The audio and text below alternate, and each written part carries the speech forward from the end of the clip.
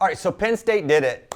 They just concluded an amazing wire-to-wire season of dominance that concluded with 4 national champions, a team record, a 100-point differential, on and on and on. And, you know, if you've been watching these, I've been doing these videos for around a year, and one of the earlier videos I did was talking about the potential of this team, what they could potentially do. Could they break the record? Is this a team that could, you know, potentially challenge that 97 Iowa team for the record of 170 points? And I thought they could.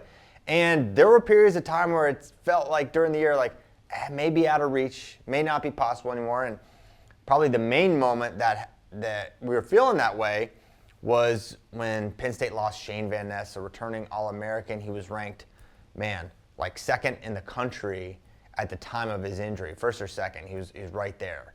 And so when that happened and you lost him, it was like, all right, well, it's probably going to be tough.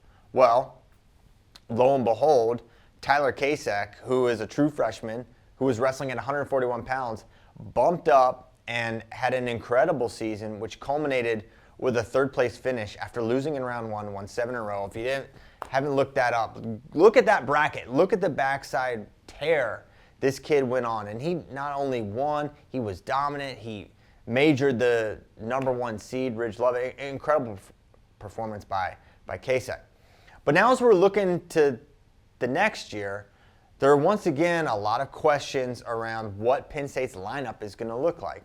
Now, we know broadly who's going to be around. What we don't know is the exact weights, and what we really are waiting to learn is who's going to come back, right? Carter Starace, for the better part of a couple years, has been saying, I'm not interested in a 5th title. Since then, he's been a little more, I would say he's leaning negatively towards, I don't want to do this. But he has not shut the door. He has not said, definitively, I'm not doing it, okay? But it's not just Carter that Penn State has to, you know, try to get to come back. It's Greg Kerfleet, the guy that was just an undefeated NCAA champion at heavyweight. It was, you know, in his final press conference when he's asked about it, he said just simply, we'll see. The door's open there, but he could walk out the door and wind up not wrestling again for Penn State. And then Bo Bartlett, he also went on the record at different points of the year saying, this will be my last year wrestling folk style. I really like freestyle. And now it feels a little more certain that he is going to return, though that he has not been definitive about that, I don't think. But it looks like he's going to. So there's 3 big guns, a first, and a second placer that are potentially not coming back. Now let's start with Bo. What would be the impacts to Penn State if Bo doesn't come back? I think this is the one that has the least negative effect on Penn State, simply because they have Tyler Kasek. This is a guy who started his season at 141. And so while Bo could be potentially higher level than Tyler, it's the point differential at NCAAs is probably going to be close to negligible. I mean, you see what Tyler just did. He scored around national champion amount of points. I think he scored 20, 21 points at NCAAs, which is what an NCAA champion. That's how many Carter Starace scored. So he's right there in that frame. Now, at 141, is it a little different? Is it a little tougher? You've got the returning national champion, Jesse Mendez, is back. And Jesse Mendez is going to be a favorite to repeat. But you also lose some key depth pieces, like a Real Woods is graduated and gone. And I'm not seeing a ton of replacements. So looking at 141 for Penn State, they're going to be in good hands, whether Bo returns, which looks more likely, or they have Tyler Kasek. Now, what's going to get interesting is Kasek really going to want a red shirt? Probably not, right? He just wrestled year 1. He's clearly ready. But Shane Van Ness is hopefully going to return and be fully healthy. And if so, he's going to want to wrestle. And it seems likely that Shane Van Ness will wrestle, that he'll be the 49-pounder for Penn State. And they'll be in great hands there. And he's absolutely a title contender. He was a title contender before the injury. He beat Kyle Parko at the All-Star Classic. He had an incredible run. He beat Caleb Henson last year at NCAAs. Henson's the reigning NCAA champion now. Now, Henson got better year over year. He was just a true freshman last year, true sophomore this year, national champion. He's going to be the favorite coming into next year, but 49 is going to be really tough. So I'm curious how Penn State handles the Kasek, Bartlett, Van Ness thing. But it would make sense to just redshirt Kasek. And what we've seen, Penn State often will redshirt guys their first year, but sometimes they'll use it down the line. For example, 2013-14 season, they used Zane Rutherford. They needed him that year, and he ends up getting 5th place. That was the year he beat Logan Stieber, right? He was incredible that season. But then they redshirted him. And during that redshirt, I mean, the pitch is easy for any of these Penn State guys. But look what happened with Zane between getting 5th place and having a fine bonus rate, but nothing special. He comes back, and he tortured 149 for 3 straight years, undefeated. Incredible. He was the most dominant wrestler in wrestling for 3 years in a row. That's an incredible accomplishment. And easy. Listen, Tyler, you take a year off, you can lock in and look what you can potentially become. Now Van Ness will still have 2 years left after that, but those are 2025, 2026's problems, right? You don't have to worry about those yet. Now 174, what does it look like behind Carter Starace if he doesn't come back? Well, they have depth there. They don't have a seamless a transition as a Tyler Kasek, but they're good, right? You've got Alex Facundo, who is, he had a really strong showing in freestyle. He honestly had a fine year last year. Everyone looks at the 0-2 at NCAAs, but he was in the mix with a lot of really tough guys last year. He beat Cam Amin that year. You can't just look at the NCAA results, especially when you have that much data. And we have a lot on Facundo that suggests he's pretty good. And I think he can move up to 174 and do a nice job. They have Terrell Barraclaw, who has 1 year left. He could go 174 potentially and also do, I think, a fine job. Now, there's qualifying and pushing for All-American honors, and then there's what Carter Starace brings to the table, which is there's no guarantees in wrestling. Look no further than Carter and the injury he went through this last month.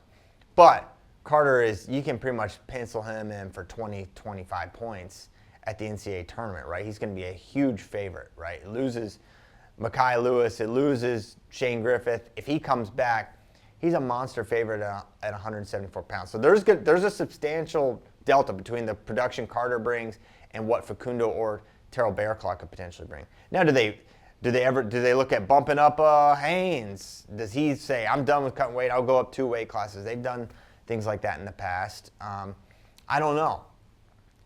But if Carter doesn't come back, they're going to be in capable hands, but I'm not sure they're going to be in national champion level hands, which is why I think you'll see a strong push from the Penn State staff to bring Carter back. And I know that I've seen it sort of theorized like, man, maybe you just let Carter go because it kind of creates good lineup synergy. If he's not there, you can get a blue chipper like Facundo into the lineup. And I just don't think that's how they're going to look at it. I don't think that's how Penn State is going to handle it. I think they're always going to try to get whatever is out there, whatever is attainable, the most possible points.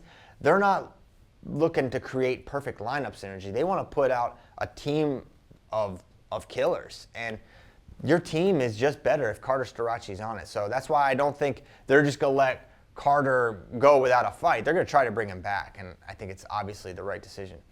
Now, I think they're in the most peril, and peril is probably a dramatization. It's a little over the top, but I think heavyweight is not in as good a situation for Penn State if Greg Kerfleet doesn't come back. If he comes back, you've got the reigning national champion. He's going to be one of the bigger favorites to repeat. He's clearly getting better. You can look year over year, but this guy, he gave maybe 1 takedown this year. Look at his performance in the NCAA finals.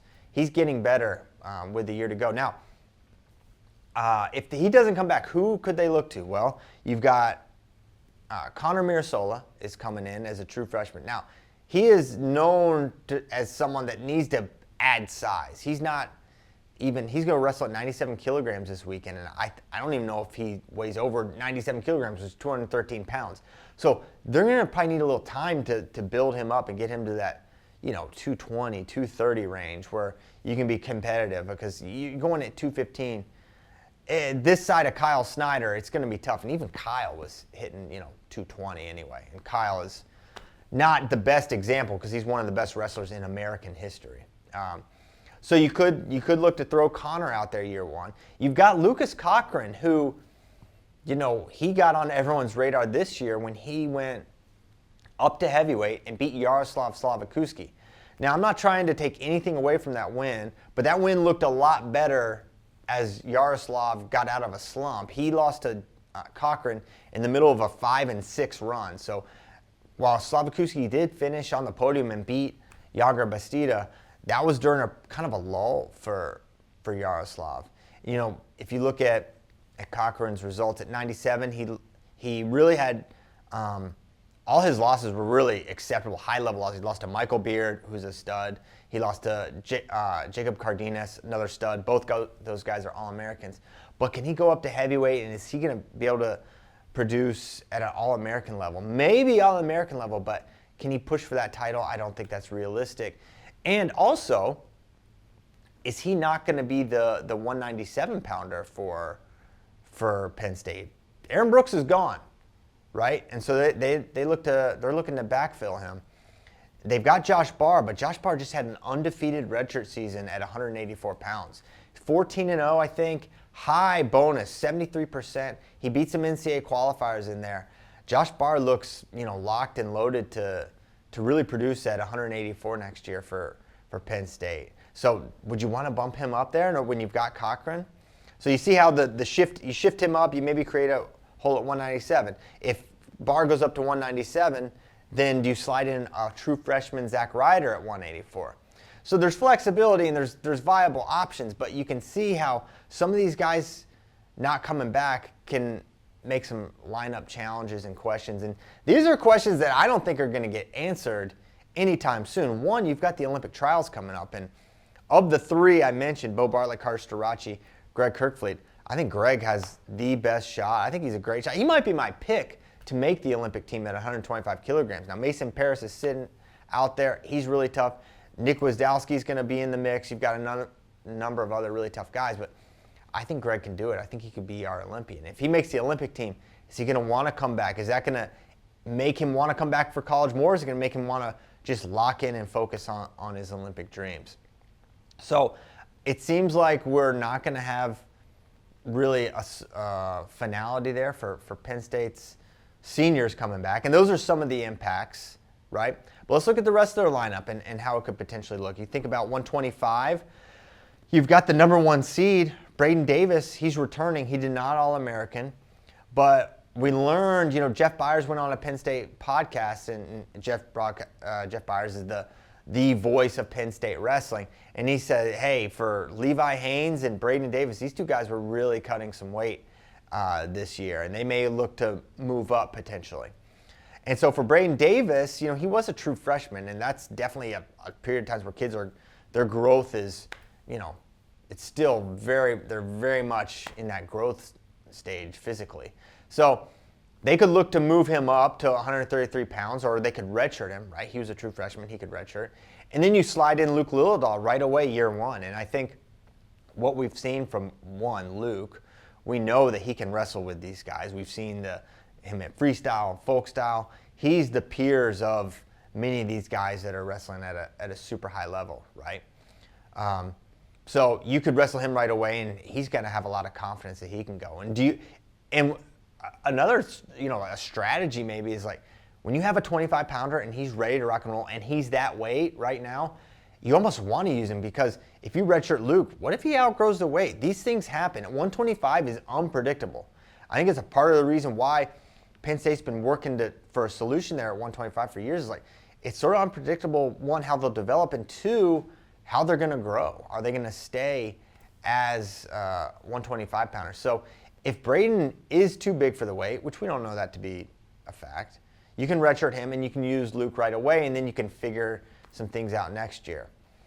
So I think they're going to be in great hands at 125, whether it's Braden holding it down again or Luke comes in and wins the spot. And they also have flexibility where, hey, maybe there's a roster battle. And Luke says, we're seeing less and less these guys want to sit for a year.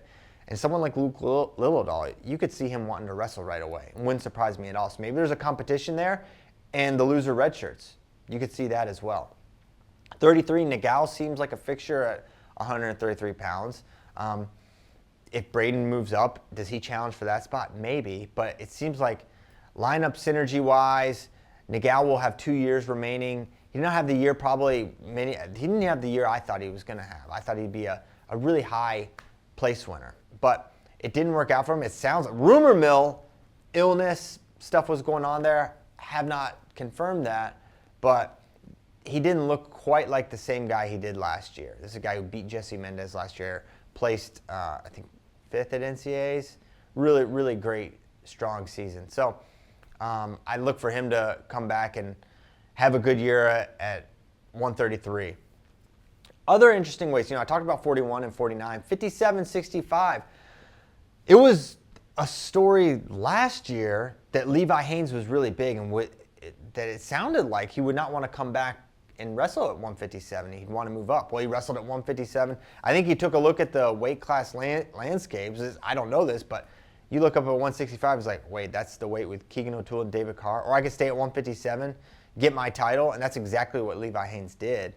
So, but now as he say, all right, now it's time to go up, maybe. And Jeff Byers straight up said, hey, he's cutting a lot of weight. Is he going to look to move up to 165? Is he maybe even 174? I think he's got the frame to put on real size and be effective. And he'll be effective at 57 if he stays there. He'll be effective at 65, at 74, whatever he does. But then you have Mitchell Messenbrink, who was a point away, a takedown away, a quicker escape away from being an undefeated national champion. Mitchell Messenbrink destroyed everyone this year that he wrestled, save one match. He dominated his way as a freshman. And I'm really curious, does he stay at 65? I think it's sort of known he's not the biggest 65-pounder. Not that it mattered, not that it seemed to hinder him in any way. But if that's reality, if he is truly a little undersized and Levi Haines is truly big, do we see them switch weights? Wouldn't be crazy. Might make more sense. I think it's going to be successful if they do it. Or maybe it's a scenario where, as I mentioned, where maybe Levi jumps 2 weights, goes 74, Mitchell holds down 65, and they slide in a true freshman like a Joe Seeley at 157 year one. There's a lot of flexibility. There's a lot of variables, too, with this team because they have so many good guys. The weights are, sort of always an unknown, can be interchangeable. As guys grow, they are college-aged athletes. Levi Haines is still just in his second year in college. You still see guys growing at that point in time. And Penn State's a team that they'll get in the right weight class and cut it when they have to, but they've had you look at some of their best guys, many of them have changed weights. Think about all their best guys. David Taylor changed weights during his career. Ed Ruth, Bo Nickel, really Nolf and even Zane Rutherford changed weight, but Nolf and who else didn't change weights? There's not many of them. Storace stayed at 74 throughout his career, although he could come back. Maybe he wants to go up to 184. Who knows? He looked pretty big. But he's going down to 74 kilograms, which is also crazy. He's going to try to make 163 in 2 weeks from now. So that'll be another storyline to follow. But a lot of flexibility there. There's a lot of guys to be excited about for Penn State. And I would love to see, if Levi does move up, maybe you do see a true freshman, Joe Seeley, take the mat year one. And I feel like he would be ready to rock and roll for Penn State, no doubt about it. And so, yeah, that's kind of how I think the lineup can potentially look. Those are the different contenders, I think, to be starting. Anytime you have a true freshman like a Zach Ryder, 1, is he ready? 2, is the weight class there for him to start? It feels like he's a good candidate for a redshirt based on who's coming back in the year Josh Barr had. But if Storace doesn't come back, if things aren't looking good, don't be surprised if you see someone like Zach Ryder enter the mix. But if he does, I feel like it's got to be at 184, which means Josh Barr probably moved up, which was another thing that Jeff Byers sort of floated, like, hey, yeah, Josh Barr, maybe he wants to go 197. So many variables, so many good wrestlers on this team, and it makes it, the question is, can this team push what the last year's team did? I think those big three I mentioned at the beginning, they have to return if Penn State is going to kind of enter that 170-point range again. I think it's going to be tough. But on the other side of the coin, they had a 1 seed not place. They had a returning All-American not place. So it's not like everything went great for Penn State. They did wrestle really, really well. But even there's still a little meat on that bone. So I think next year, could their team be better? You can't rule it out, but losing to Aaron Brooks, that's 27 points. That's going to be tough for them to overcome. So what do you think? What is Penn State going to do? Because we're not going to know till probably November of this year how this lineups. And even then, we'll still probably be wondering because of the 5-match rule. So what do you think Penn State's lineup is going to look like? And do you think they can be matching the records and the incredible success that this year's Penn State team had?